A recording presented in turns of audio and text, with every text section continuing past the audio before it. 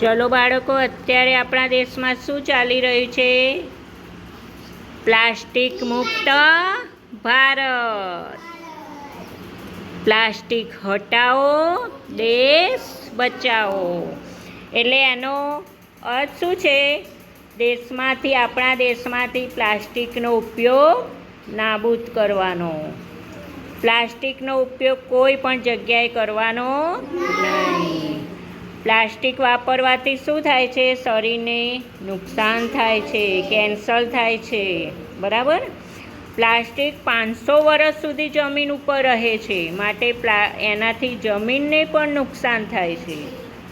Plastic સળગાવવામાં આવે તો એના ધુમાડાથી પણ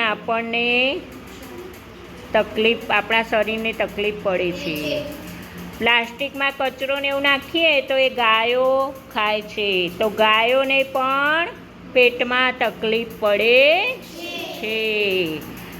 પ્લાસ્ટિકમાં ગરમ વસ્તુ ખાવાથી એના અંદર જે એના પ્લાસ્ટિકના કણો હોય એ શરીરમાં જાય, એટલે આપણને કેન્સર થવાની શક્યતા રહે છે. તો પ્લાસ્ટિકનો ઉપયોગ શેમાં નહીં કરવાનો? પહેલી તો પ્લાસ્ટિકની પોલિથીનમાં શાકભાજી, ચા કે કોઈ પણ વસ્તુ લાવવાની નહીં. શું લઈને જવાનું? થેલી, કપડાની થેલી અથવા વાસણ. બરાબર? પછી પ્લાસ્ટિક આંગણવાડીમાં પ્લાસ્ટિકનો ડબ્બો લઈને આવવાનો.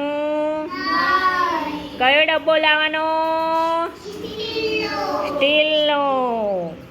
પછી બાળકોને પ્લાસ્ટિકની બોટલમાં દૂધ પીવડાવવાનું નહીં. વાડકી, ચમચીથી પીવડાવવાનું. બરાબર?